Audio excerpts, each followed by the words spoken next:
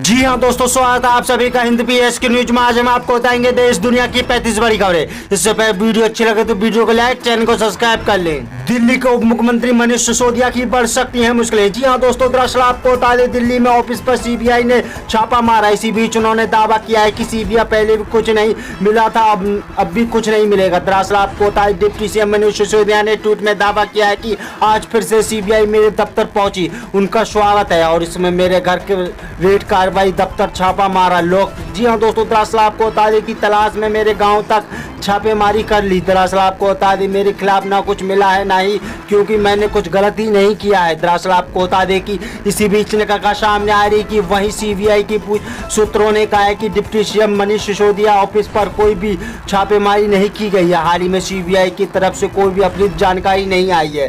दरअसल आपको बता दें, दिल्ली के डिप्टी सीएम मनीष सिसोदिया ने ऑफिस में आवास पर पहुंचे सीबीआई शराब घोटाले को लेकर छापेमारी कर चुकी है। इसी दौरान वह लोकल में भी। जी हाँ दोस्तों, दरअसल आपको बता दें, इसी बीच निकल सामने आ रही कि बढ़ सकती है मुश्किलें। दौरान सीबीआई ने अदालत में बताया कि मामला सात लोगों के खिलाफ चार्जशीट दाखिल की है। जी हाँ दोस्तों, दरअसल आपको बता दें, जिनमें से 3 पब्लिक सर्विस हैं। इसमें से आगे कहा गया है मनीष सिसोदिया के खिलाफ जांच जारी है। दरअसल आपको बता दें, इसी बीच ने कहा सामने आई कि दिल्ली को मुख्यमंत्री मनीष सिसोदिया की बढ़ सकती है मुश्किलें। जी हाँ दोस्तों, दरअसल आपको बता दें, इसी बीच ने कहा सामने आ रही कि बढ़ सकती है। जी हाँ, अरविंद केजरीवाल की भी मुश्किलें। जी हाँ दोस्तों, दरअसल आपको बता दें कि उत्तर प्रदेश के पूर्व मुख्यमंत्री अखिलेश यादव की बढ़ सकती है मुश्किलें। जी हाँ दोस्तों, दरअसल आपको बता दें, उत्तर प्रदेश में लोकसभा चुनाव की तैयारी बीजेपी ने तेज कर दी है। दरअसल आपको बता दें, उत्तर प्रदेश को लेकर वह तैयारी को लेकर उत्तर प्रदेश में बैठक लखनऊ में की जा रही है। दरअसल आपको बता दें कि बैठक में उत्तर प्रदेश के बीजेपी कई दिग्गज नेता भी शामिल हैं। वही चुनावी तैयारी को लेकर प्रदेश अध्यक्ष भूपेंद्र सिंह चौधरी ने भी बयान आया है,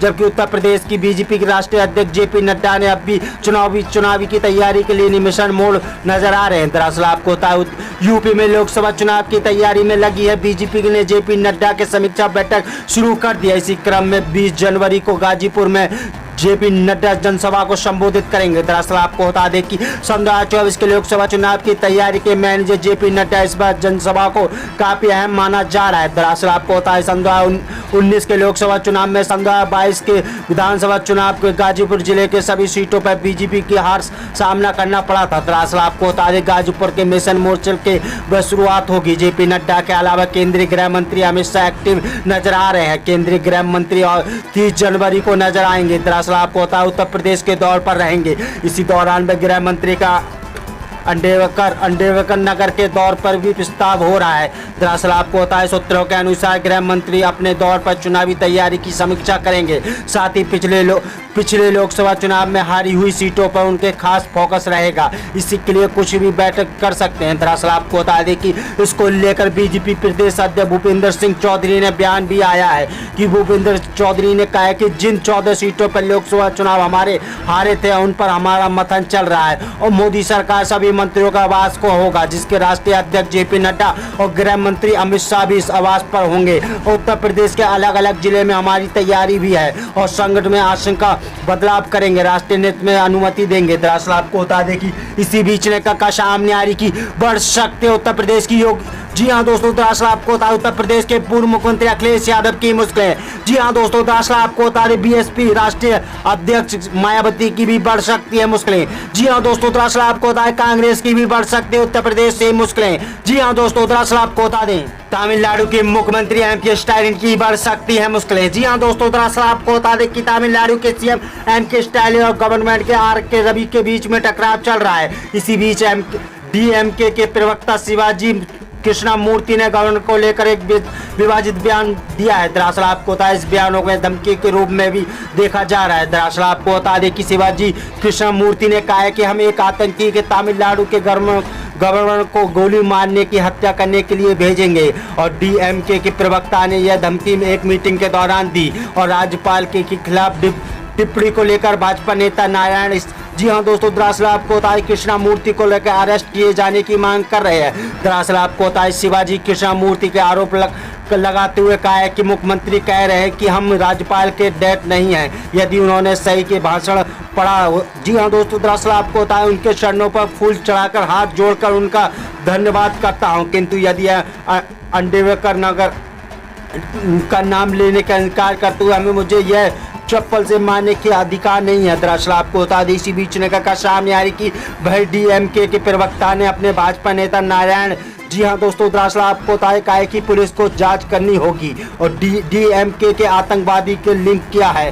दरअसल आपको होता है क्योंकि उन्होंने ये भाषण में कहा है कि जी हाँ दोस्तों, दरअसल आपको होता है हम गवर्नर को कश्मीर के भेजेंगे और आतंकी को उनकी हत्या के लिए कश्मीर भेजेंगे। दरअसल आपको होता है आतंकी कौन है, वह सिर्फ शिवाजी कृष्णा मूर्ति ने इतनी गंदी भाषा में बात की और मुझे लगता है कि चीज मुख्यमंत्री एमके स्टालिन के आशीर्वाद से की जा रही है। दरअसल आपको बता दें कि चीफ की वजह से बोल रहे हैं। उन्होंने डीएमके नेता शिवाजी कृष्णा मूर्ति और आरएस भारती को गुंडा एक्ट के तहत अरेस्ट करने की मांग की जा रही है। दरअसल आपको बता दें कि इसी बीच ने कहा सामने आ रही कि एमके स्टालिन की बढ़ सकती है मुश्किलें। जी हाँ दोस्तों, दरअसल आपको बता दें तमिलनाडु के मुख्यमंत्री एमके स्टालिन की बढ़ सकती है मुश्किलें। हाल के रवि के बीच में टकराव चल रहा था, इसी को लेकर बढ़ सकती है मुश्किलें। जी हाँ दोस्तों, दरअसल आपको बता दें उत्तर प्रदेश के पूर्व मुख्यमंत्री अखिलेश यादव की बढ़ सकती है मुश्किलें। जी हाँ दोस्तों, दरअसल आपको बता दें कि उत्तर प्रदेश के मुख्यमंत्री योगी आदित्यनाथ ने भगवान राम से लेकर वह मित्रा के वितरण करते हुए कहा है कि डबल इंजन की सरकार राज्य में की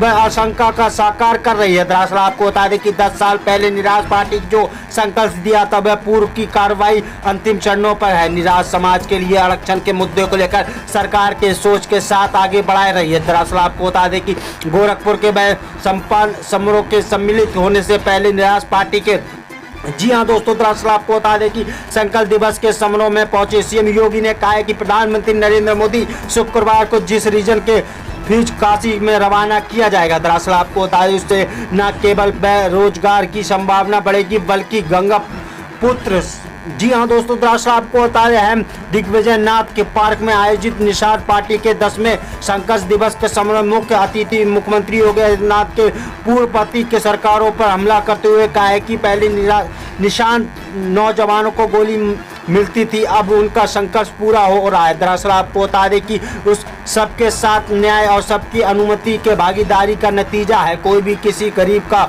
शोषण नहीं कर सकता। दरअसल आपको बता दें कि इसी बीच ने कहा सामने भगवान श्री राम के निराश के मित्रा आने की बाली पीड़ित के लिए उदाहरण बन सकेंगे। जी हाँ दोस्तों, दरअसल आपको बता दें इसी बीच ने कहा सामने आ रही कि सीएनजी के जोड़कर उन्होंने कहा है कि उपलब्धि कराई जा रही है। जी हाँ दोस्तों, दरअसल आपको बता दें निराश पार्टी के राष्ट्रीय अध्यक्ष एवं कैबिनेट मंत्री संजय निषाद ने कहा है कि निषाद समाज के अपने हक के लिए चिंता करने की आवश्यकता नहीं है, हमारी चिंता के लिए मुख्यमंत्री योगी आदित्यनाथ हैं और सपा बीएसपी के कांग्रेस के निराशों की या चुनाव हारने के बाद आ रही है। दरअसल आपको बता दें निराश समाज के अनुसूचित जाति का आरक्षण देने के लिए मुख्यमंत्री ने रजिस्ट्रेशन जनरल ऑफ इंडिया के पत्र भी लिखा है। जी हाँ दोस्तों, दरअसल आपको बता दें कि इसी बीच ने कहा सामने आई गोरखपुर में संपन्न समारोह में पहुंचे सीएम योगी ने कहा कि भारतीय संगीत के संस्कृत के विरासत के साथ वह फूट जिसमें से समाज व देश को जोड़ने की ताकत है, इसका परिणाम है कि आज पूरी दुनिया भारतीय संगीत के पीछे भाग रही है। दरअसल आपको बता दें गोरखपुर में अब अपराध नहीं आस्था और विकास की समृद्धि और मोदी सरकार में गोरखपुर में किसान, जी हाँ, विकास की उस योजना का छुआ जिसका तड़प। जी हाँ दोस्तों, दरअसल आपको बता दें इसी बीच ने कहा सामने आ रही कि बढ़ सकती योगी आदित्यनाथ की मुश्किलें। जी हाँ दोस्तों, दरअसल आपको बता दें कि बिहार के मुख्यमंत्री नीतीश कुमार की बढ़ सकती हैं मुश्किलें। जी हाँ दोस्तों, दरअसल आपको बता दें बिहार के जेडीयू उपेंद्र कुशवाहा ने बड़े बयान दिया है। उपेंद्र कुशवाहा ने न्यूज एजेंसी पर पटना के बातचीत में कहा कि पार्टी कमजोर हो रही है, वह शुरू पार्टी के जुड़े हुए कभी व्यक्ति भी चिंता हो रही है। दरअसल आपको बता दें उपेंद्र कुशवाहा ने आगे कहा कि सबको मालूम है कि पहली तुलना में पार्टी कमजोर हुई है, लेकिन इसे मजबूत बनाना है तो इस पार्टी में भी चर्चा होगी। दरअसल आपको बता दें बिहार के शिक्षा मंत्री द्वारा दिए गए बयानों पर बाद भी, जी हाँ, छिड़े विवाद पर उपेंद्र कुशवाहा ने कहा कि इस बयानों के सीधे भाजपा का फायदा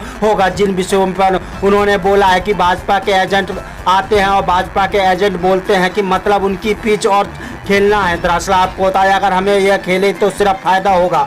दरअसल आपको बता दें इसी बीच में कहा सामने आ रही कि उपेंद्र कुशवाहा ने आगे कहा है कि हमारा एजेंट सोशल जस्टिस, जी हाँ, विकास के और सीएम द्वारा इस सालों में किया गया काम। आरजेडी ने कहा है कि वह चंद्रशेखर के चंद्रशेखर के बयानों के साथ खड़े हैं। इसके मतलब है कि मामला संज्ञान लिया जाएगा, इसकी जरूरत है। दरअसल आपको बता दें कि इससे पहले जेडीयू के एमएलसी के नीरज सिंह और वह उनकी पार्टी कार्यकर्ता पटना में भी हनुमान मंदिर से बाहर पाठ किया था। दरअसल आपको बता दें इसी बीच निकल कर सामने आ रही कि बढ़ सकती है बिहार के मुख्यमंत्री नीतीश कुमार की मुश्किलें।